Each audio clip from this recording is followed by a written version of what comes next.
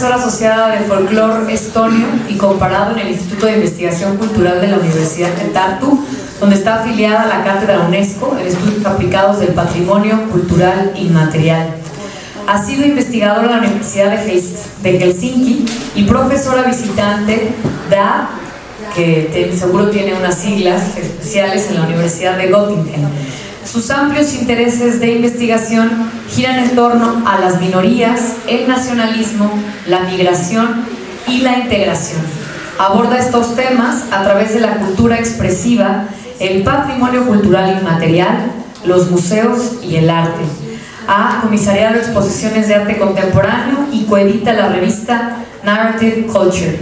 Su ponencia se titula Pertenencias, y entre paréntesis, representación al silencio en los museos de Estonia.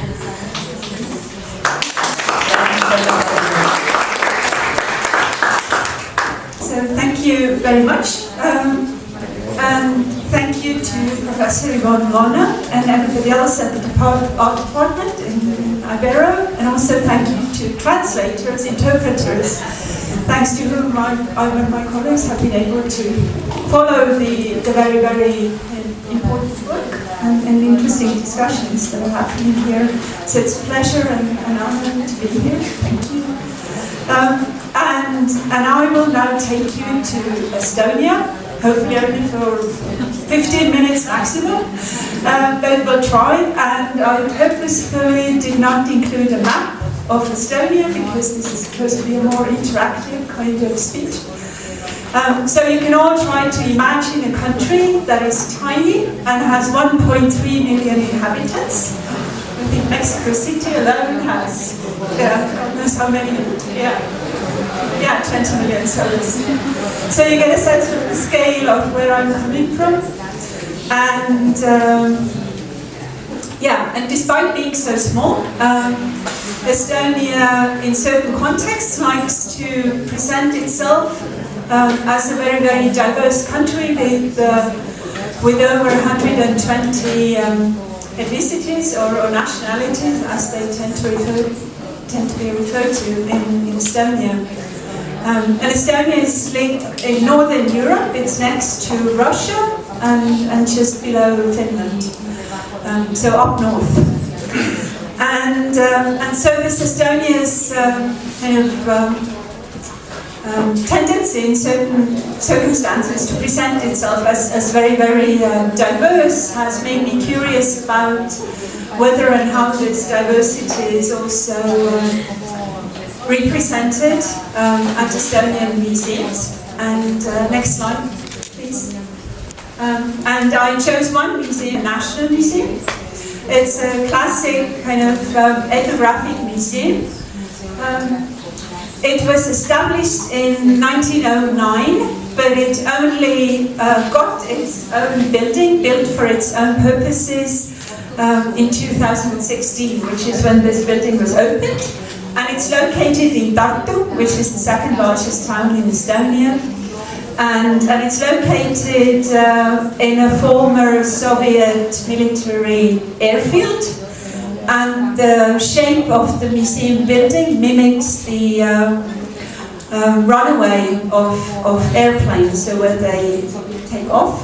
So it's a long, elongated space, which is, I imagine, difficult to work with. And in this museum, there are two permanent exhibitions. One is dedicated to Finno-Ugric peoples who are linguistically affiliated to Estonians, but the other one that I will focus on is dedicated to Estonian history, and it's called Encounters. And it has the very ambitious goal of covering the entire Estonian history for the past 11,000 years, and to kind of represent all of Estonia's inhabitants. And I think you are as suspicious of such a goal as I am, because it's just not doable. But you can try. And next slide, please. And what got me kind of critically thinking about, or more deeply to reflect on diversity in museums, was partly a video installation, and you can see one still from this installation.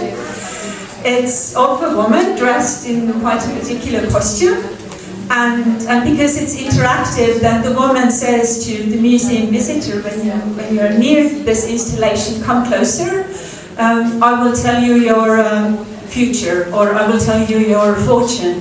So the woman is a fortune teller. Next slide, please. And you can all, the image is a bit blurry, but again, you can take a moment and try to think who this woman might be. The installation is located in a part of the exhibition that deals with rural fairs, so markets in 19th and early 20th centuries. And if you're Estonian, then you will associate the costume and the practice of fortune telling with the Roma people. But then again, the way the woman has nothing to do with Roma. It's actually an ethnic Estonian actress who has no connection whatsoever to the Roma people in Estonia. And I kind of still find it, and I found my first as well, it's highly problematic and uncomfortable. But for the purposes of this presentation, it's worth pointing out that, you know, the way she's dressed, her costume, what she's doing, it tells us less about the Roma in 19th century Estonia than about the contemporary stereotypes that ethnic Estonians have about the Roma people. So it's a problematic piece, and I could go on and on about it, but I'll move on. And I'll move on, next slide please, to some of the concepts I've been working with, or thinking with, when working on this presentation. So one of them is representational belonging, or representational belongings, and I think it ties in nicely with several of the presentations in this session. I mean, I'm talking about a national museum, and many of the presenters were talking about community museums and community archives, and that's a bit of a different setting, but you have similar questions. And the concept of representational belonging comes from the study of community archives. But it can be extended to other symbolic contexts, like museums and other also memory institutions. And this concept of representational belonging enables us to discuss, and now I have my one and only quote, how memory institutions can represent marginalized and help and empower marginalized people to establish, enact and reflect on their presence in these memory institutions in ways that are complex, meaningful, substantive and positive to them, so to these marginalized people. And obviously the video installation with the kind of supposedly Roma woman had very little to do with representational belonging. But when we talk about representational belonging, then it's emphasizing the importance of sharing first-hand stories and sharing them in words and ways that are acceptable to the people and that come from the people, that we're representing them on their own terms. And can you please move on with the slide, as there are more concepts? So, linked to this representational belongings is representational silence, and we can also talk more broadly about museal silences, because representation works through choice. Something is included and something else is excluded. So whenever we talk about representations, we also talk about silences, and there are different kinds of silences in museum settings that also have been studied and differentiated. And these different kinds of silences in museum context can be co-constituted, they can coexist, and they are not necessarily a bad thing, because sometimes silence can be a representational strategy. So, for example, if you have a community that does not want to be represented in a museum, at least not under circumstances that the museum has to offer. So silences are social cultural constructions, and a lot of things happen whenever we kind of deal with silences. And can you please move on? And final note on belonging, and that has been theorized a lot as well, among others by Nero Deglis, who distinguishes between belonging as a kind of feeling and sense of being at home, and then the politics of belonging. And politics of belonging is about drawing these boundaries between us and them, and also about access to resources. Can you please move on? And to bring another example from the same permanent exhibition, Encounters, dedicated to 11,000 years of Estonian history. So when you look at the image on your left, you can see kind of a transparent tunnel, and there's something in this tunnel like a showcase. Squeezed into this tunnel like showcase are Estonian, kind of two Estonian minority groups, historic minority groups that have a long presence in Estonia. So one of them are Russian old believers, and the other one are Estonian Swedes or coastal Swedes, so people of Swedish descent who until World War II used to inhabit many of the smaller islands and the coast.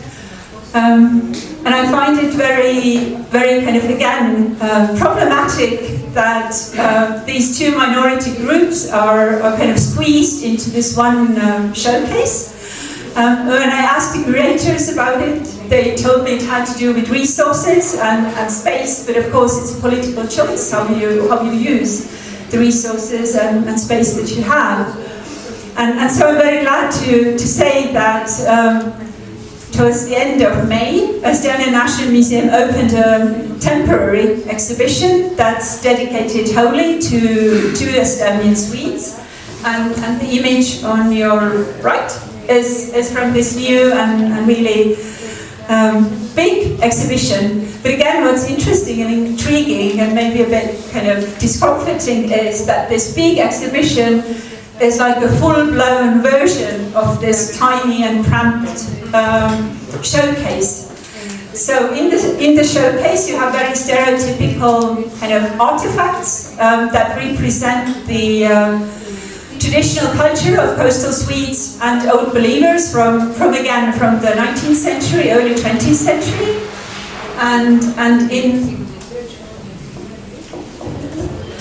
in this bigger exhibition you have more of the same. So it's a very specific way of representing culture in general and minority cultures in particular. And this new exhibition does come to the present day as well, and there are several dozen kind of videos with representatives of coastal Swedes today. But there's somehow no synthesis, and for me, as somebody who also kind of studies minorities, studies representation, integration, it seems like a lost opportunity. So you could have used this exhibition not only to showcase this traditional rural culture that actually no longer exists in this way, but also to problematize the position of minorities in the Estonian state, for example, or because most coastal Swedes emigrated to Sweden during World War II, you can also use it to discuss these dual loyalties that people might have, which is a very kind of current topic in Estonia, because we have a large Russian-speaking population whose loyalties sometimes are mixed or are culturally diverse.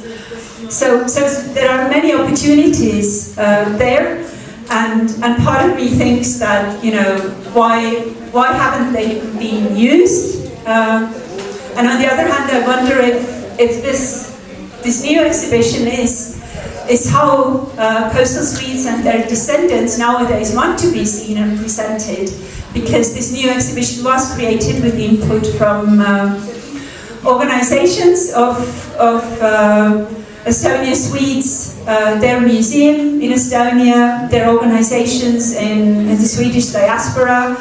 There were Estonian Swedes on the curatorial team. So there's certainly this how the exhibition was created matches the principles of representational belonging, but yet the outcome is something that to me seems like too conservative maybe, and now I'm feeling uncomfortable about having these questions, because it points to the limitations, for example, of this concept of representational belonging. And then overall, can museums intervene in how minorities want to be represented, or should we just, or should they just go along and maybe not use some of the opportunities that are there, or is there a difference whether you are a community museum or a national museum? And if you are a national museum, then you're bound to have different kinds of obligations and expectations, also how you use public money.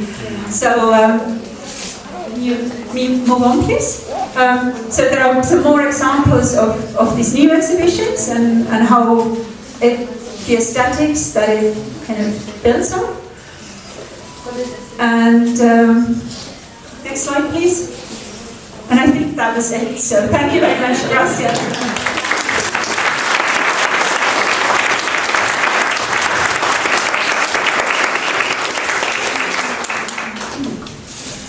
Muchas gracias por esta ponencia. Y bueno, pues ahora vamos a tener unos minutos para las preguntas. En realidad es que a mí me surgen un montón. Yo creo que ustedes también van a tener bastante que preguntar. En principio, yo tenía aquí una pregunta que de pronto pienso que después de escucharles no viene mucho al caso, pero que me surgen varias cuestionamientos, ¿no? Conforme fueron dándose las ponencias. Y entonces, bueno, me voy a ir un poco como hilo de media haciendo 3 o 4 preguntas y les voy a soltar el micrófono y ya ustedes verán qué responden. Pensaba en esta pregunta que dice: ¿hasta qué punto los museos deben replantear sus estructuras internas desde la contratación hasta la programación para reflejar una representación equitativa de las voces históricamente excluidas? Pero después pensé que el museo, ¿quién es? ¿No? ¿Es una persona? ¿Es cuántas personas? ¿Es para quién? Luego pensé en la nómina del museo, luego pensé en el seguro social, que no creo que no, ya ustedes me contarán.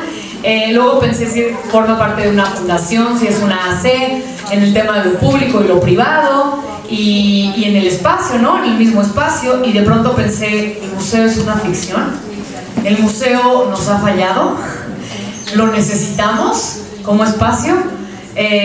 Si las voces han sido históricamente excluidas, ¿los públicos serán reducidos para estos museos? Eso es importante, ¿no? ¿Qué tipo de discurso, de qué tipo de discurso estamos queriendo hablar y para qué? ¿Y qué pasa, por ejemplo, si las acciones o los, digamos, performances van a ser como lo que forma parte del museo?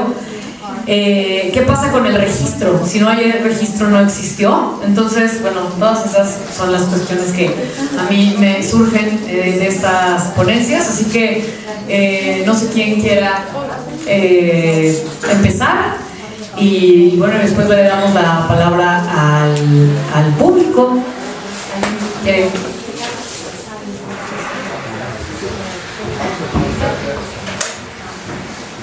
Bueno,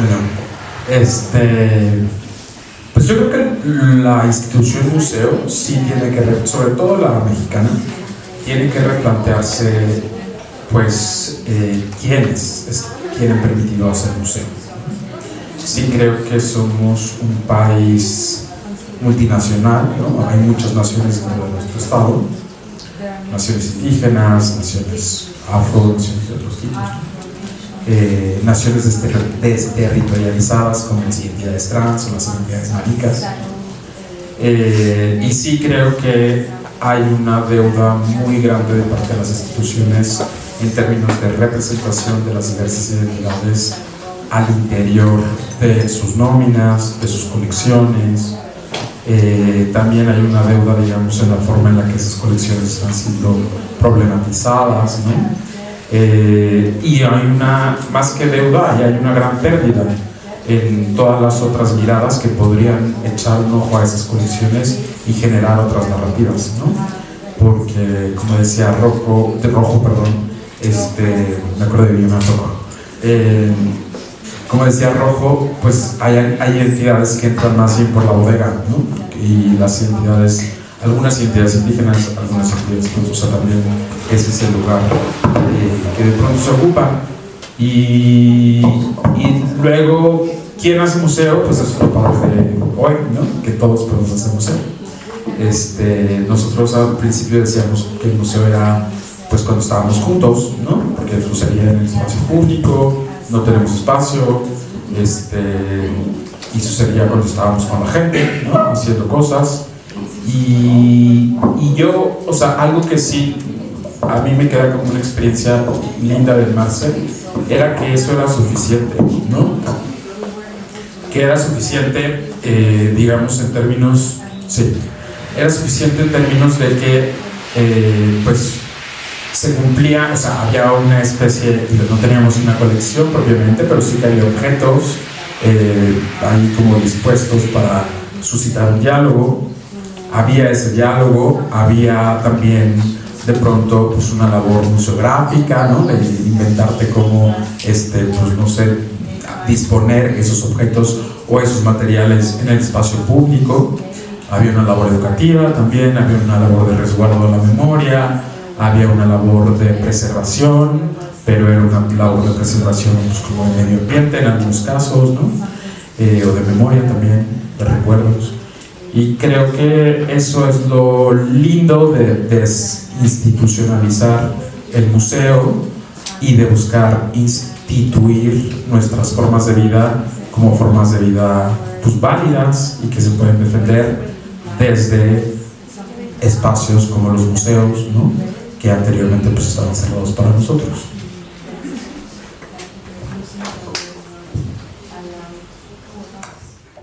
Temática a lo largo de la historia, creo que son narrativas que tienen una conciencia de esa posición problemática con instituciones como los museos y lo que implica que estén mostradas de una forma u otra.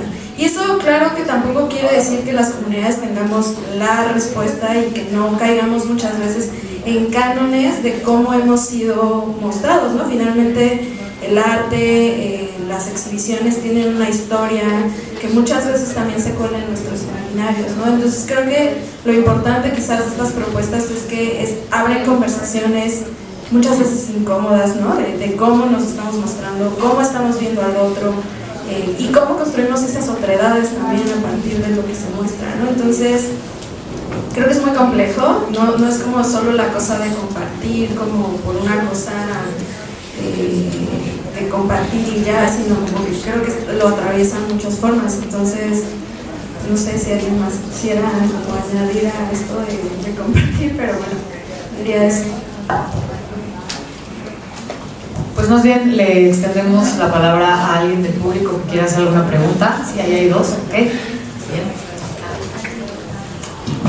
Hola, sí, gracias. Una pregunta para Rojo. Me llama mucho la atención, probablemente por mi desconocimiento del tema a nivel disciplinar y a nivel así como más de museos y cosas, o sea, a ese nivel.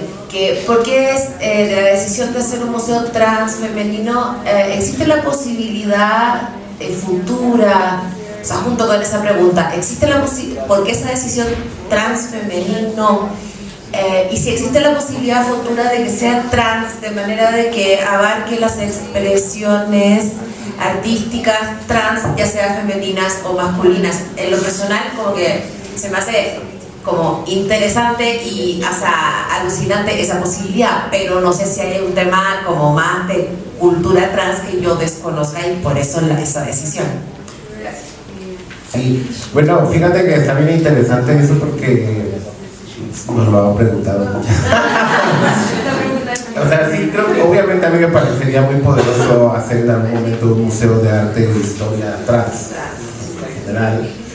Pero también creo que hay ciertas condiciones muy particulares por las cuales mujeres trans y arte contemporáneo están ahí, ¿no? Y tienen que ver con que no pasa lo mismo, por ejemplo, con los hombres trans, con las masculinidades. No hay artistas que hayan hecho su carrera a través de ellos, como por ejemplo Teresa Margüelles ha hecho su carrera a través de las mujeres trans, ha generado mucho dinero a través de las mujeres trans.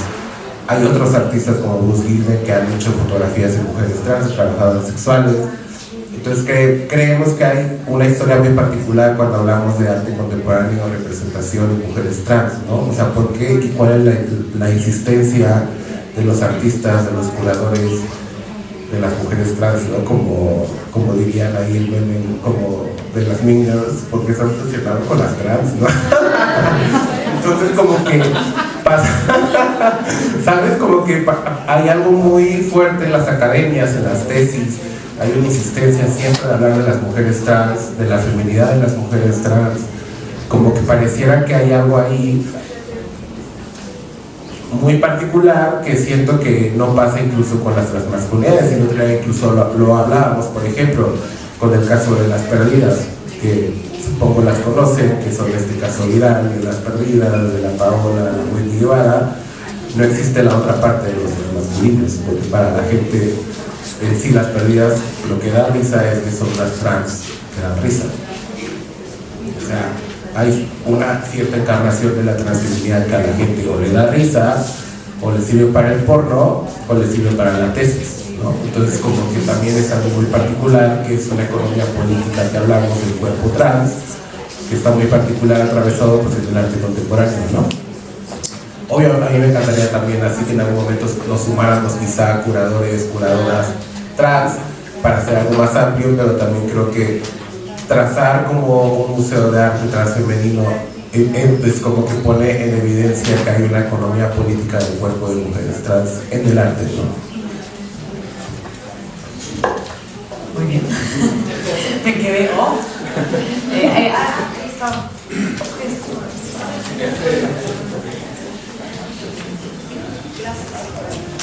Hola. Bueno, esta pregunta es para Don Club. No, se me hizo increíble tu propuesta del Museo de Arte Contemporáneo en Ecatepec, porque sí está mucho esta narrativa de que tienes que venirte para la ciudad y entrar en estas instituciones y todo, pero el detalle para proponer este tipo de proyectos culturales es interactuar con la población. O sea, ¿tú cómo le haces para que tus activaciones pues sí participe pues, la ciudadanos de Ecatepec? Porque luego es un detalle muy problemático. Pues mira, a mí me tocó crecer en una generación en la que lo común era el desarraigo y además el desprecio a mi propio territorio, ¿no? Inculcado por nuestras propias familias, nuestros propios vecinos, ¿no? O sea, nadie quería vivir de ahí, tenías que huir en cuanto pudieras. Y crecer así es feo, ¿no? Sobre todo porque a mí me tocó crecer, pues como en ese Ecatepec, que pues desde sí tengo mucha nostalgia, ¿no? Había muchas cosas que yo disfrutaba como niño, incluso cosas, pues como que podría pensarse como desgracia, ¿no? Que cuando llovía, pues bajaban los ríos así de los cerros, pues no sé, bajaban pollos y animales, y como que era divertido salir a la calle y ver como los colchones y cosas de la gente, ¿no? O sea, como para mí era divertido de niño, o jugar con eso, o así. O un montón de cosas de la idiosincrasia, de las maneras hipercreativas en las que la gente va resolviendo la vida en ese tipo de lugares. Pero entonces pues, yo crecí pues, yendo siempre a escuelas de la Ciudad de México, trabajando en la Ciudad de México, y cuando a mí Federico me invitó a formar parte del Museo de Arte Contemporáneo de Ecatepec, lo hizo como para que yo me encargara del departamento de educación. Yo trabajaba en el departamento de educación, y ahí fue como que yo dije, no, pues si voy a regresar, y además si están activando en mi pueblo, que fue la primera vez que yo supe que, no sé, pues que tenía una vecina a 3 cuadras, que la hija de don no sé quién era también artista, y que el hijo de don no sé cuál, ¿no? Que pues, antes de eso nunca habíamos coincidido como en espacios artísticos, aunque fuéramos vecinos. Como que para nosotros creo que desde el primer momento fue una cosa como de decir, pues vamos a buscar una manera en la que podamos integrarnos a nuestro pueblo y en la que nuestro pueblo pueda entender y valorar lo que hacemos como artistas contemporáneos, ¿no? Porque justo lo que se valora ahí, o sea, además crecí con un desarraigo y luego pues crecí con otro tipo de desprecio de qué es eso de ser historiador del arte, o qué es eso de ser artista, de qué vas a vivir, ¿no? O como que toda tu familia como que nunca entiende qué haces, o como que no tiene valor, o como que eres un drogadicto y ya está, ¿no? O como que estás, o sea, como que piensan que no haces nada, que si eres artista no haces nada o no tiene nada de valor lo que haces y que pues, te vas a tener que mantener, o a ver cómo se hace o qué onda, ¿no? Y entonces para nosotros fue una cosa como de decir, nuestro trabajo vale mucho y puede hacer sentido y puede acompañar a la gente. Ahora estamos medio dormidos, o sea, no está tan activo el museo, pero cuando estábamos muy activos era muy bonito, como que cuando íbamos caminando por la calle o así, que la gente nos preguntara como, ¿y hoy qué va a ver en el museo? ¿No? Y que ya sabían que no había un museo en el pueblo, pues, ¿no? O sea, porque había veces en que llegaba la gente, porque teníamos una dirección ahí en Facebook del primer lugar donde activábamos, que era el Café de Iván, y llegaba la gente y preguntaba como, ay, ¿no hay museo contemporáneo que te pegue? Y decía, pues no existe. Ahí hay un graffiti de la última empresa que hicimos, y si va a la otra calle se va a encontrar unas fotos, y si va por allá pues va a haber unas pintas, y así, ¿no? Y pues eso, o sea, como que a mí fue como uno de los más bonitos regalos que me ha dado la vida, no solo por conocer como a las personas con las que hacemos el colectivo ahora, sino porque, o sea, de verdad permitió que mi familia entendiera lo que hacía y que viera que tenía sentido y que valía la pena como hacerlo, ¿no? Y que otras personas en el pueblo pensaban lo mismo, ¿no? Y que entendieran que aún viniendo de un lugar así, con problemáticas así y con la violencia, con todo lo que atraviesa un territorio como Ecatepec, pues vale la pena apostar como por la creatividad, como una forma de resolver, de resistir y de estar ahí. Nada, vamos